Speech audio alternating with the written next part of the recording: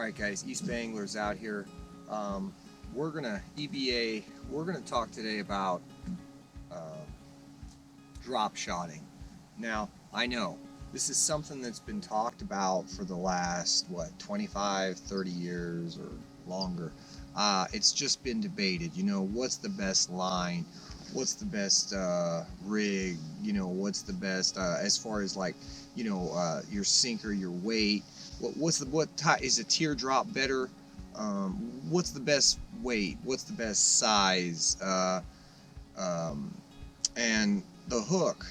What kind of hook do I need? And what baits are going to get bit? Well, let me just break it down really quick for you, because this is one of many videos I'm going to make. Because drop shotting is, it sounds simple. You're just going to rig it up and you're done.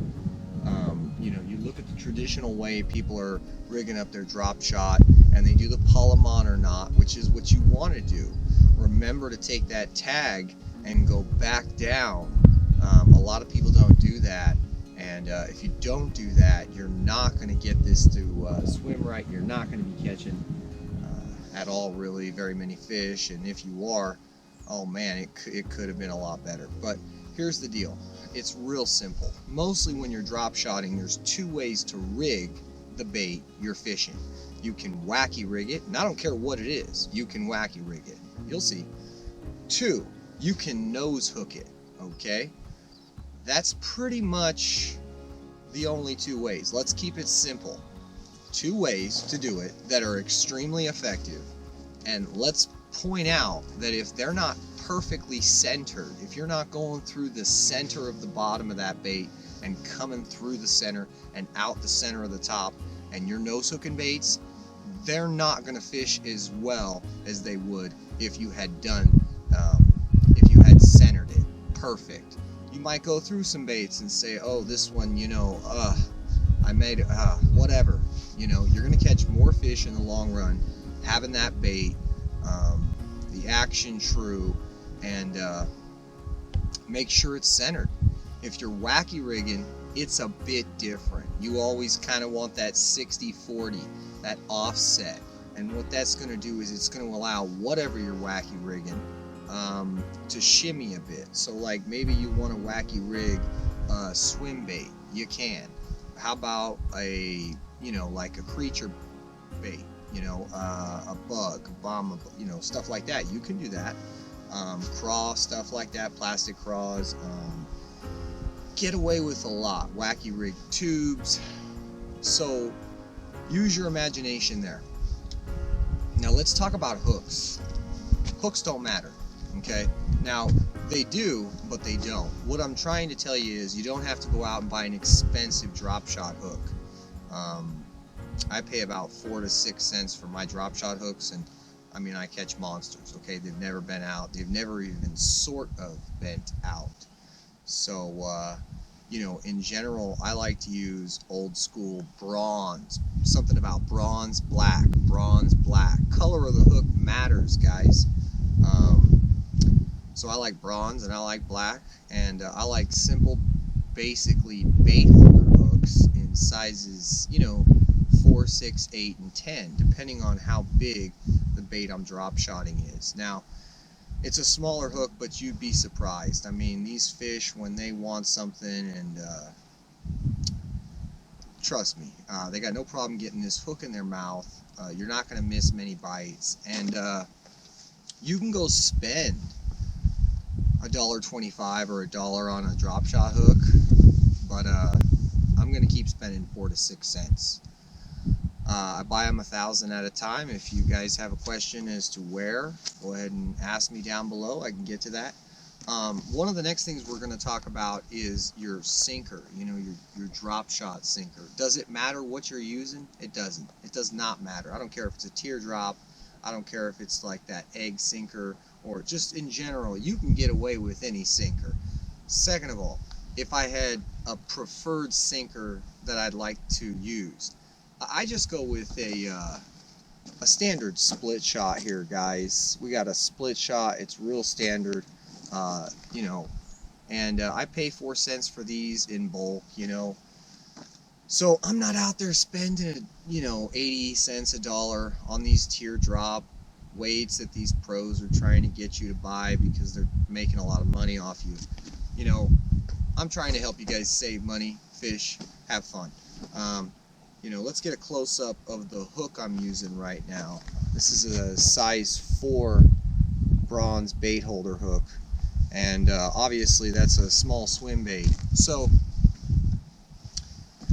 this is going to be the first of many videos we're going to talk about drop shotting, guys, and we're going to break down it. It's not something I can just do right now, but stay tuned. GoPro, stop recording.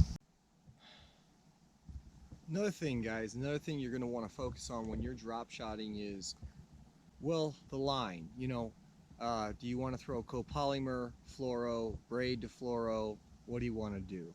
Well, I'm going to tell you that most of the time you're going to want to go straight fluoro. It's okay if it's fluorocarbon coated, and it's okay if it's pure fluorocarbon, but that's the way you're going to want to do it. Second, what's the right, pound test? There is no right pound test. Every situation's different. Let me explain. Ultra clear water, 4-pound test, it's ideal. 6-pound test, you get some stain, you can get away with that 8, and then you get, muddy, get away with 10 or 12, and when it gets chocolate milk, you can still get away with 10, 12, 15 pounds. So keep that in mind. The clarity of the body of water has a lot to do with the line you're going to choose. Also, are you in a Florida strain fishery? Is this fishery got big fish everywhere? Or is this known for smaller fish in general, and the odds of you catching the larger fish are very minute? I would say your best bet is go with 8 if you have to pick one all the time. Good drag on your reel is very important when you're drop shotting. A lot of people don't talk about it, but drop shotting, a lot of times you're using light line in clear water, and you need to have a good drag. You need to have it ready. So that's really important. And when you're asking me, well, what colors? There's a couple different color lines out there. There's yellows and reds and blues and greens, and there's clears, and there's all these colors. The reality is, the only thing that I try to buy is clear. If it's, monofilament, copolymer, fluoro, I want clear line. But that's just me. That's my preference after years of using other lines. Not a fan of moss green line at all. Alright guys, so we're talking about the drop shot, and we're talking about different things that you can do to catch more fish. One of those things is power fish the drop shot. Like we were just talking about, get yourself heavier line. Also, fish it fast. Let it cast it out in high percentage areas. Let it hit the bottom. Wait 10 to 15 seconds. Do your thing, and burn it back. Repeat. What you're going to be able to do is cover a lot of water, locate a lot of fish, target more water, and in general you're going to pick up, okay, I got some here, I got over here, and then you can put a pattern together on that lake and try to find some of those same areas in other parts of the lake, or some of those same whether you're catching them on point structure or whatever. Now, drop shot is effective all year long. A lot of people talk, is it good in the winter? Yeah. Is it good in the fall? Yep. How about the summer? Yeah, that's really good. How about spring? Works really good in the spring.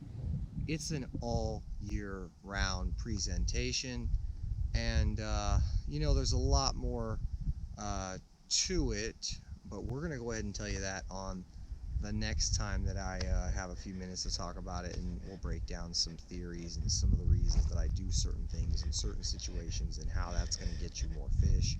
And that's what it's all about, right? Stay tuned. GoPro, stop recording.